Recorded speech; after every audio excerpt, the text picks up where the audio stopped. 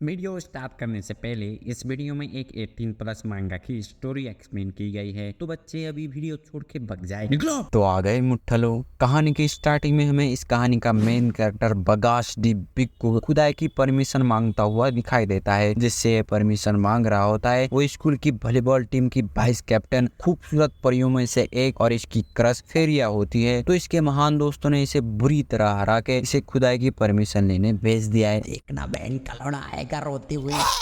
जहाँ पे लड़की उसे चलना मादर चौथ बोल के गिरी हुई नजरों से देखने लगती है। लेकिन यहाँ पे एक ट्विस्ट रहता है, वो उसे गिरी हुई नजरों से नहीं उसके गिरे हुए लंड को देख रही होती है, जो कि फैन नीचे फिसलने के कारण बाहर निकल गया है और इसे द कुक स्लिप कहा जाता है। नीचे वाले पार्ट को हम इग्नोर करेंगे, नहीं तो वो इन कहानी में आगे बढ़ते हैं जहाँ पे इसके पैंट नीचे फिसलने के कारण इसका बड़ा लंड है, जिसकी वजह से इसे लूज पैंट पहनने पड़ते हैं। फिर ये ख्यालों में अपने बाप से शिकायत करने लगता है कि इसे अपने बाप से इतना बड़ा लंड नहीं चाहिए था, बल्कि उसे उसकी तरह एक बड़ी ऐसी बॉडी चाहिए थी। इसका बाप 3 कंट्री के ब्लड लाइन से बिलोंग करता है और इनकी माँ, जिनके बारे में हम ज्यादा कुछ नहीं बोलेंगे। तो हम चलते हैं रियलिटी में, जहाँ थोड़ी देर पहले लड़की माँ चुदा बोल के लड़के को मना कर रही थी, वो अब राजी हो चुकी है। मैं कह रहा हूँ तेल लेने जाए पैसे गांड मरवाई तुम्हारी शक्ल लंड बड़ा।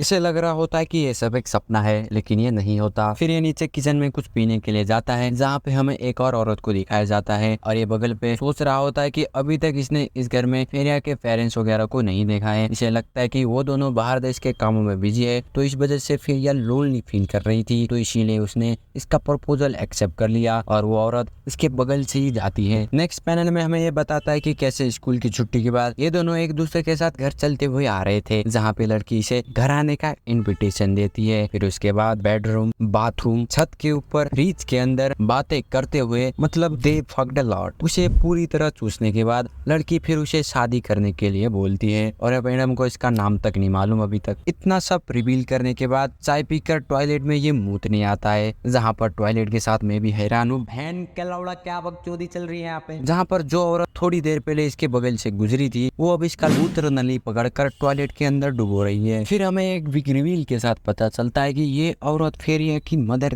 देविता है, जो इसे बोलती है कि तुम दोनों खर्चा पानी का टेंशन मत लो, बस तुम दोनों को शादी कर लेनी चाहिए। कल जब ये दोनों छत के ऊपर फ्रिज के अंदर कर रहे थे, तो ये मैडम टीवी देखने में बिजी थी और इनको एक बीमारी भी है, रात भर जगते रहना और दिन के टाइम पे सोना। लोंडा उसके बलून को पिंग पोंग करते हुए बोलता है कि ये तो बस काम ना करने का बहाना हुआ। इसी के साथ कुछ और भी पिंग पोंग कर रहा था, लेकिन मैडम को कोई दिक्कत नहीं है। फिर यह की मॉम बोलती है कि तुम्हारा शुक्रिया जो तुमने मेरी बेटी का फर्स्ट टाइम लिया। लोंडा बोलता है कि तुम्हें इससे कोई दिक्कत नहीं हो रही, बट शी डोंट केयर। उल्टा वो बोलती है कि फिर ये ऑलरेडी 15 साल की हो चुकी है, अगर वो इससे ज्यादा और वर्जिन रहती तो ये शक करने लायक होता। इससे लोंडा कंफ्यूज होकर पूछता है कि मतलब। फिर फेरिया की मदर बोलती है कि मैं 30 साल की हूँ। फिर लौंडा अपने लंड बुद्धि से कैलकुलेशन लगा के बोलता है कि अच्छा तो तुम 15। वहाँ पे वो बड़े पिछवाड़े के साथ इसी के सामने मूतने लगती है। ये देख के लौंडा बौखला जाता है। फेरिया की मदर बोलती है कि माना कि मैं तुम्हारी गर्लफ्रेंड की मदर हूँ, लेकिन अब तक तुम ना समझ पाओ तो तुम मेरी फीलिंग को हर्ट करोगे। मतलब मैडम को अपनी प्यास बुझवानी है।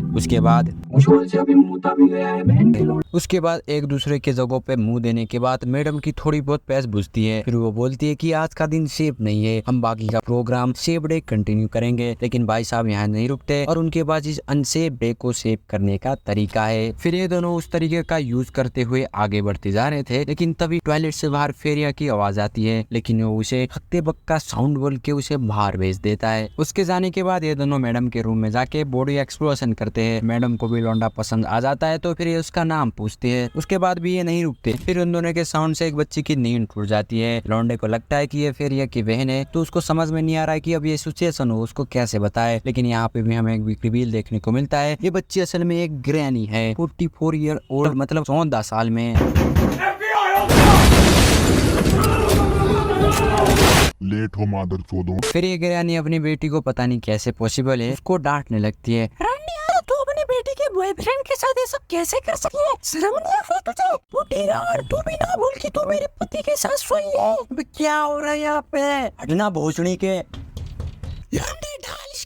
फिर यहाँ से चालू होता है ओयाकुडोन। काफी देर ओयाकुडोन प्रोग्राम चलने के बाद ग्रैनी इज डेड। अब बचती है मदर, जो उसे बोलती है चल गाड़ी के डिग्गी में करते हैं। तभी वहाँ पे फेरिया भी पहुंच जाती है। मुझे लगा अब ड्रामा होगा, बहन तो ब्रेकअप देखने को मिलेगा, लेकिन फिर यहाँ से चालू होता है ये चीज, जैसे कि तुम देख सकते हो मरी हुई बुढ़ी भी वापस आ जाती है, लेकिन पता नहीं क्यों इस लौंडे के ये शब्द सुनने के बाद आंखों से आंसू निकलने लगते हैं। फिर इसका टर्न आता है मरने का, मतलब मरना एक कॉमन चीज हो चुकी है अब, जहाँ पे इसकी भेंट होती है एक बुढ़े एंजल से जिसने पैंट नहीं पहन रखा है। फिर हमें पता चलता है कि ये तो भटकती हुई एक आत्मा है, मतलब कौन सा एंजल तुम्हारे सामने काला लन लेके खड़ा होगा। फिर हमें पता चलता है कि ये भटकती हुई आत्मा और कोई नहीं फेरिया का ग्रैंडपा होता है, जिसे ये अभी तक की कहानी सुना रहा है। बुड्ढा इसे बोलता है कि तू भी जल्दी ही मरने वाला है, फिर अपनी वो कहानी सुनाने लगता है जो कि एक मिस्ट्री है, हमें नहीं बताई जाती है। लेकिन लौंडा इसे सुनने के बाद किसी एक कर्स को मेंशन करता है, उसके बाद वो उससे माफी मांगता है क्योंकि, लेकिन बुड्ढे को इससे कोई फर्क नहीं पड़ता, मतलब वो तो उल्टा खुश है बहनचोद। उसके बाद बुड्ढा उसे बोलता है कि अब तुझे एक कर्स के बारे में पता चल चुका है, क्या तू अब भी मेरी पोती को पसंद करता है। बगास भाई बोलते है कि तू फिक्र मत कर बुड्ढे, मैं इस कर्स को देख लूंगा, अगर मैं इसे नहीं संभाल पाया तो मैं इसको नेक्स्ट जनर पे छोड़ दूंगा। मुझे ये समझ में नहीं आ रहा है कि ये इसको कर्ज क्यों बोल रहा है, ये वरदान है भोसड़ी के, वरदान से कम है क्या ये। और तू कहाँ जा रहा है बे?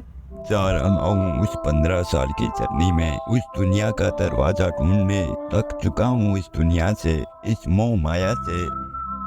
फिर ग्रैंडपा उसको एक कूल से पोज के साथ मेरी पोती को खुश रखना बोल के चले जाते हैं। उसके बाद इसकी आंखें खुलती है हॉस्पिटल में, जहाँ फेरिया से उठता हुआ देख काफी खुश हो जाती है। जो भी बोलो बंदी लॉयल तो है।